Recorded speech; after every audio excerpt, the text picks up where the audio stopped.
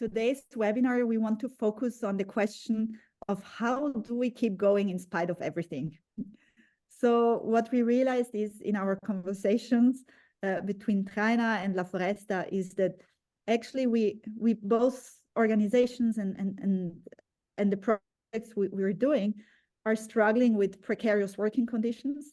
So meaning that we never quite know if we will have an income in a few months' time, if we will have an income once one of these rather short-term projects we do, or let's say that we get funding for when they run out. But we also struggle with issues of precarity related, for instance, to low pay. Like usually, even when we get paid, the pay is rather low. Very often we can't afford to also have health insurance on top of it. Quite a few people in La Foresta at the moment are not really paying into a pension fund. So it's kind of quite a precarious situation that relies a lot on our goodwill to continue, but also on us taking risks and hoping that, you know, the initiative will build up and that somehow things will get better also in terms of how we sustain ourselves. But we also figured out that our projects are not just precarious because of the precarious working conditions, but also in relation to how we have access to space. For instance, La Foresta has access to space through a contract with the municipality, who in turn has a contract with the Italian railways, so that we can actually be in this 150 square meter space at the station. And this really means that should the political climate change, should someone in this chain of connections feel like we should not be here anymore, then the space could just be taken away from us. And also Traina with Krater have very similar issues on how they have access to this former construction site, and that they could be evicted. It always feels like, you know, it's a kind of a, how you say in Italian, temporeggiare. So you got a contract for 1 more year, for 2 years, but it's never a 10, 20-year thing that we have. And so today we really want to focus on, so what is it that is, what are our conditions, but also what is an element of cruel optimism within the stuff we do. Cruel optimism is a concept that has been developed by cultural theorist Lauren Berlant.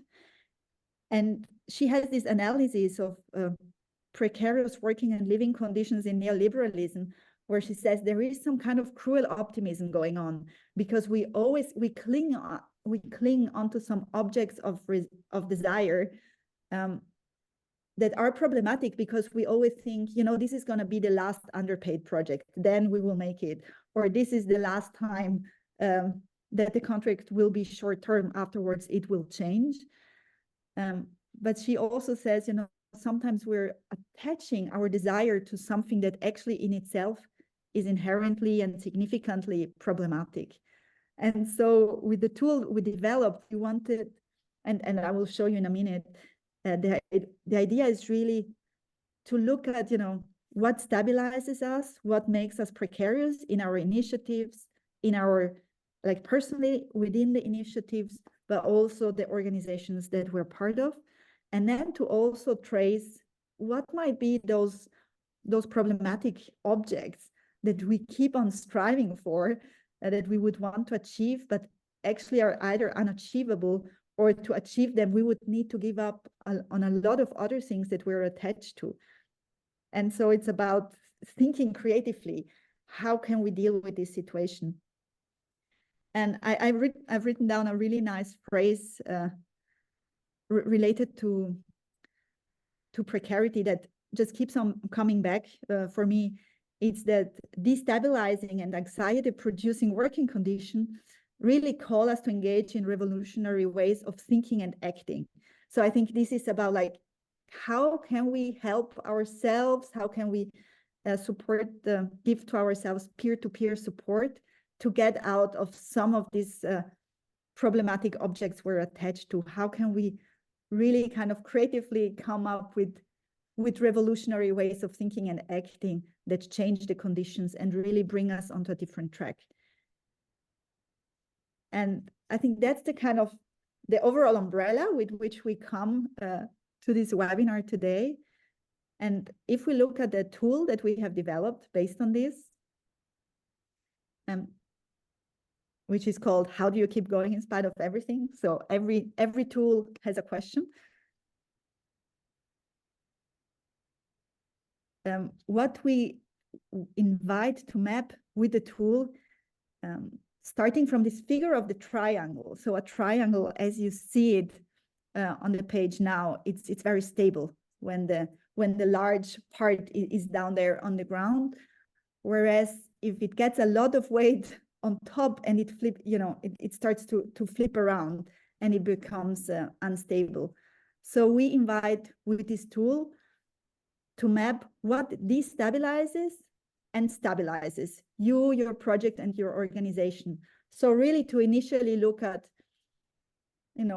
what keeps us going, what makes sure that even if we have like adversity coming our way, we are still stable, we are resilient, and we can keep on going. And what are the elements that destabilize us?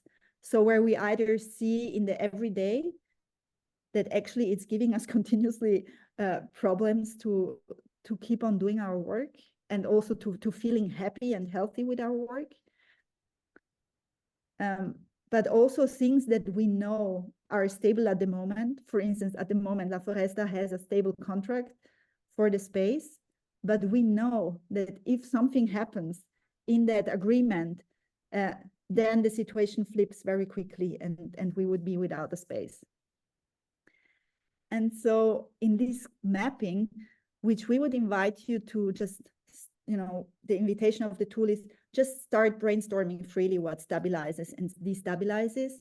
But then we also have figured out some conditions and practices to think through, like once you get stuck and be like, what else is it? Then you can think about citizenship. Who in your group might have issues with citizenship? Like, for instance, if someone doesn't have an EU passport, this brings up a whole series of other issues. About communication and visibility. So how do you communicate, but also how do you make yourself visible? What elements of your work do you make visible? Health as one aspect that is really important that we very often don't notice as long as we're doing well physically. Then relations, both relations in the group, personal relations with maybe other people that we live with that are not necessarily involved in our initiatives, but also relations with other actors. Then issues of mobility and practices of mobility. How much flexibility and travel and so on do we need? Issues of money, of course, that probably come already up in the brainstorming right at the beginning. Then it's our relation and our access to nature. What role does that have in our practices? And what role do spaces or the access to spaces for work and life have in our practice, in our initiatives? And so with an initial mapping on what stabilizes and destabilizes, we then pose the question, so why are you still doing this work? What are the transformative values that keep you going despite this messy situation that you might be in?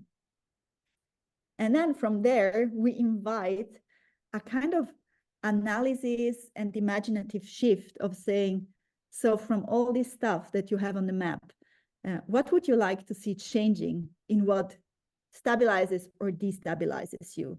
And this is where we start to think about strategies. So it's about singling out where you would want to see change, but then also to start thinking, what kind of change would we want to see in those areas?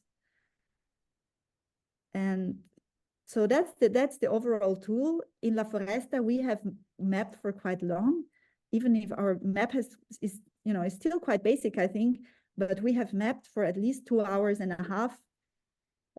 in 2 sessions. So once an hour and a bit, and then a second session of an hour and a bit. And also Krate and Traina have mapped. Maybe Danica wants to say a few words about their mapping session.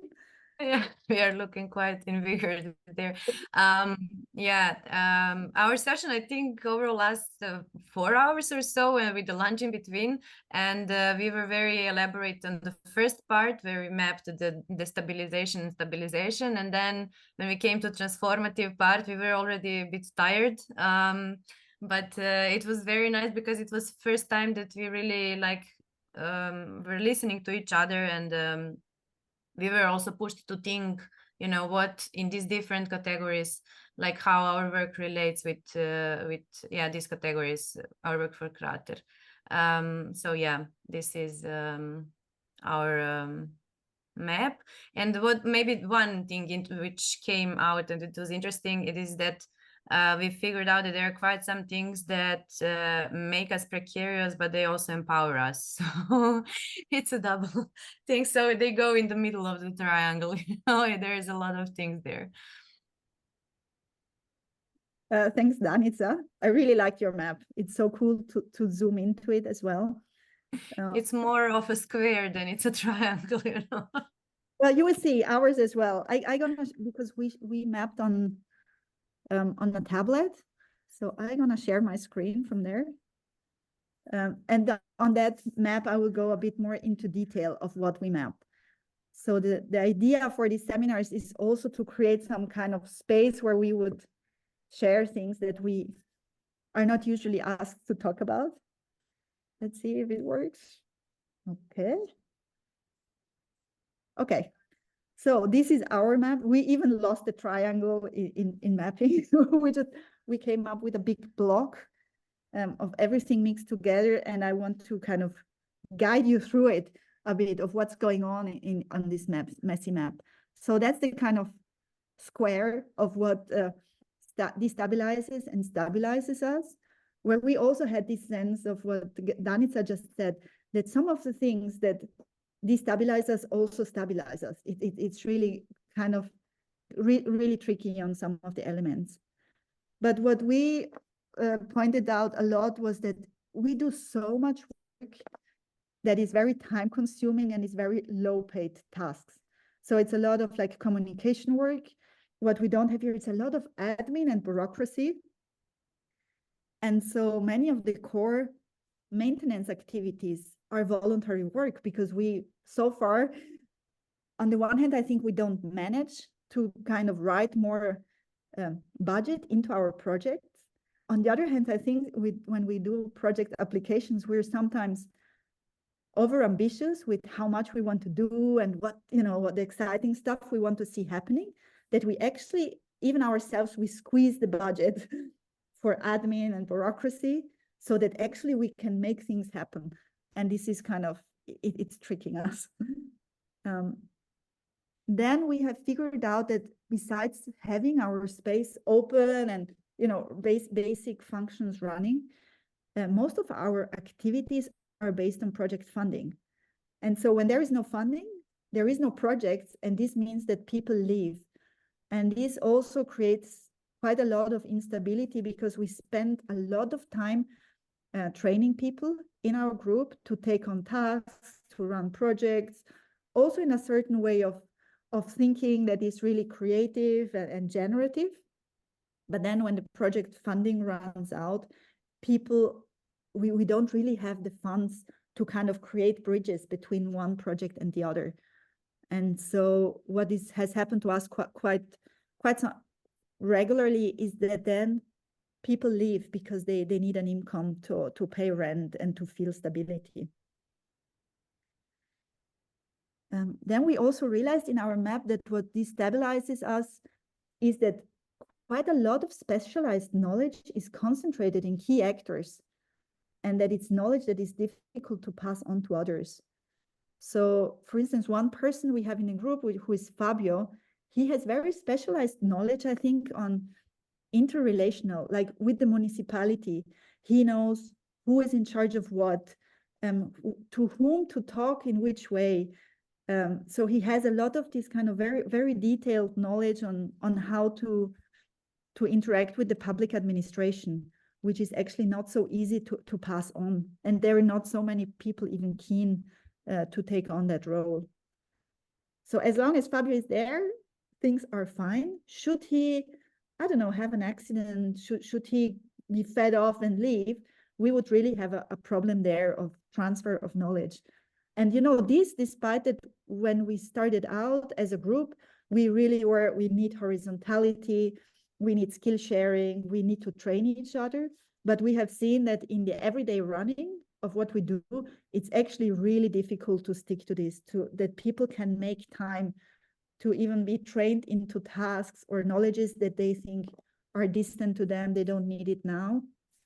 So this one is a tricky one as well. And Fabio is not the only one. There is several of us, at least 4 or 5, who have specialized knowledge. And if we would not be there from one day to the other, it would create a problem to the whole organization. Then something we figured out, which is connected to people leave because there is no funding, having to pay rent for housing, or having to pay, I think it should say, having to pay market rent. That actually housing is so incredibly expensive where we live. Although we live in a rather rural area, still housing is massively, massively expensive. And this creates a kind of problem also in how much people need to be paid. If you don't have project money for a few months, rent is really pressing on you.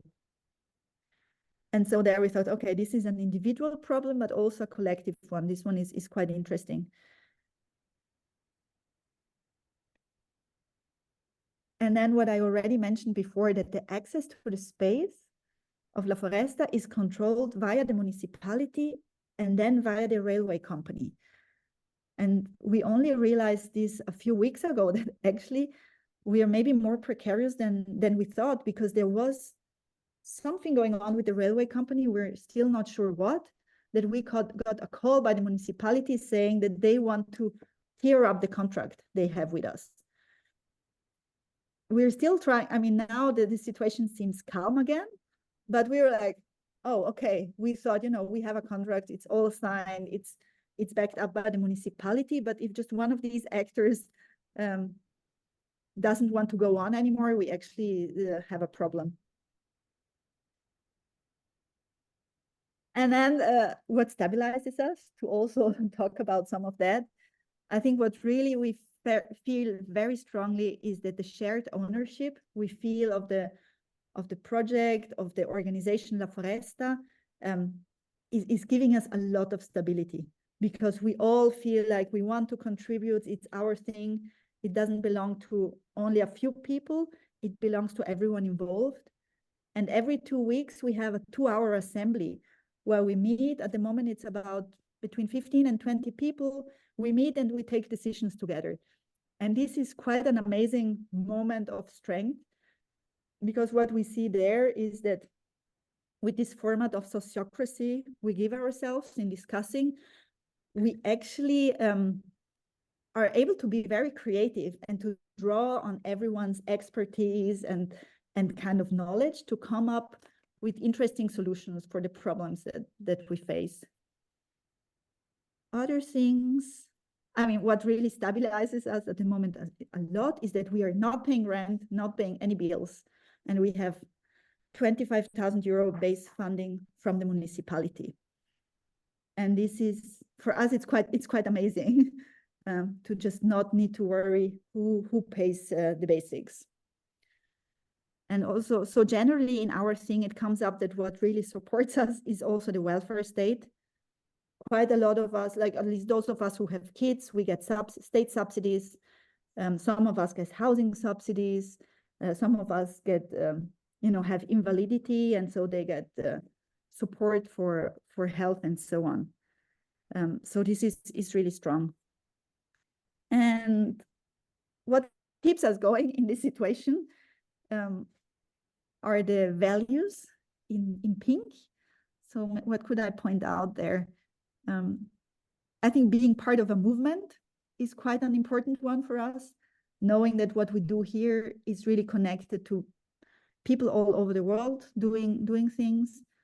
Hating injustice is also a really big one, that in the group there is a strong sense for social and ecological justice, and we want to see things changing.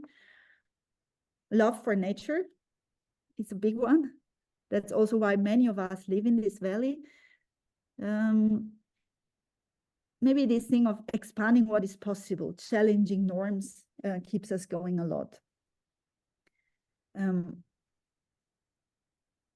then in terms of like all of this stuff, what would we want to see changing?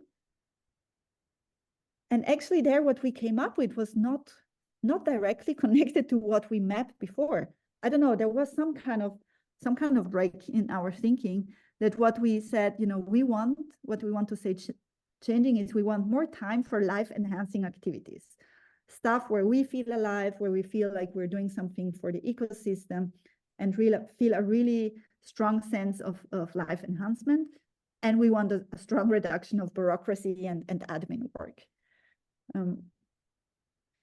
But we would also, we said we actually would want to have some more money for training people.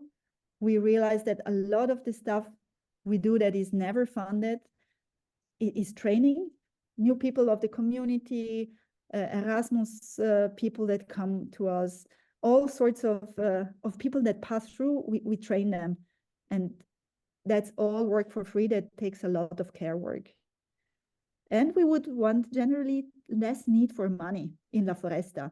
So this would be about less need for money in our own lives, but also in how we run La Foresta, to just write less funding applications and be a bit more relaxed on we can do so much stuff with less money. And I would say this is kind of the overview that we would got to. I think what for us would be the next step in La Foresta is to really take it and see, okay, how can we apply our creative thinking to this stuff? So if we would want to have more money for training people, how would we go about that? Like, who can we talk to has some knowledge on this, some experience? How can we reduce bureaucracy? So I think it's really about not just designing another project, but designing procedures and so on. So to use our design skills for more organizational stuff as well.